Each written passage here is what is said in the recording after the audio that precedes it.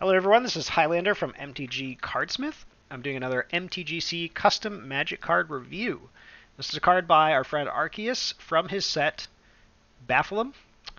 This is the fifth card I've reviewed from that set, so you can take a look at the other cards if you like. Some really cool mechanics in this set, actually. I've been liking the set a lot more than the previous set I looked at, Emplalo Realm of the Colossi.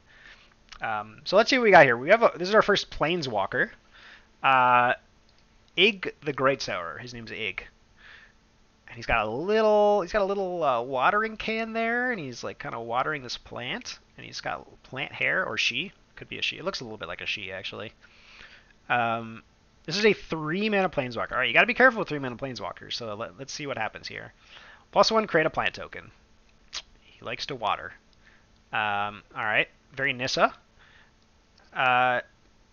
Turn Ig the Greatsower face down. He is a forest land for as long as he remains face down. Turn him face up at the beginning of your next upkeep. Okay, so you can ramp him. You can ramp with this guy. So you could actually also do this the turn you play him, right? Because lands, while they do have summoning sickness, a land can be tapped the turn it enters play. So as long as it's not a creature, right? So yeah, so you could like play this and then turn it into a land and then play like an a mana elf or something like that. So that's cool. I mean, I've never seen something like that before. Yeah, very cool. I guess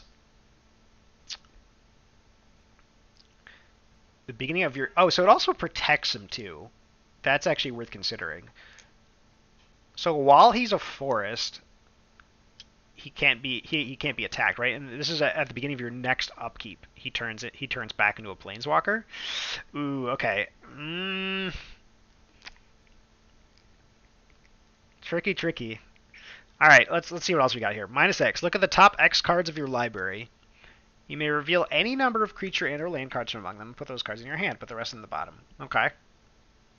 Like that effect? Yeah, sure. I mean, it's it's not a super unique card, but or unique effect, but that's fine. I mean, this is a very green effect, and it draws a card, which is good.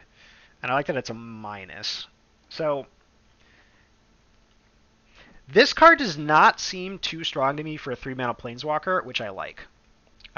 It's you have to be really careful with 3-mana planeswalkers. You know, they can become three mana is very cheap, so you have to be really careful. Think about Teferi. What's 3-mana? 3-mana Teferi? Why am I so bad at these card names? I should know this. Teferi. 3-mana Teferi. This is the whatever. This one. This is the altered one though. Teferi Time Raveler. Teferi Time Raveler. All right. Anyway, the point is, Teferi Time Raveler is not an okay 3-mana planeswalker. Oko. Oh, that's probably I probably should. Can I search for Oko Kama and find him? No. Where is he? Not that Oko. There we go. Oko. Oko is very much not an okay 3-mana planeswalker. Okay. There's probably more too powerful 3-mana planeswalkers than there are not too powerful ones. Let's actually look. Planeswalker. Mana value 3. And sort by release date. So Kaito, not too powerful. Oh, okay, I take it back. I mean, there's plenty of not that great 3-mana planeswalkers. But there are definitely some examples of some too good 3-mana planeswalkers. So, but actually, overall, Wizards have been looking at these. Wizards has been doing a pretty good job. I mean, a lot of these are actually not even that good, which is probably on the better side of things. Liliana of the Veil is kind of like right at the line, I would say. Like, very strong card, but probably not too good, but it's close. Anyway, sorry. So getting back to this, doesn't seem too strong to me for 3 mana. So I like that. He can protect himself with plants. So okay, so like one way this could go is you play this guy, you make a plant, the plant chumps, you're at 4 loyalty. Next turn, you look at the top 4. You can cash in for top 4, or you can just make another plant and keep. That's probably the way I could see this card working out most. Is like you play this guy, make a plant, make a plant, make a plant, make a plant, make a plant, right, over and over again. The plant keeps jumping. Eventually, you're gonna have enough board presence to start using the -X. Um, the 0 is like really interesting though. So he ramps you and protects himself at the same time. Huh. That's a little bit dangerous. Like, I was really into it until I saw that it was until your next upkeep, and it's a 0.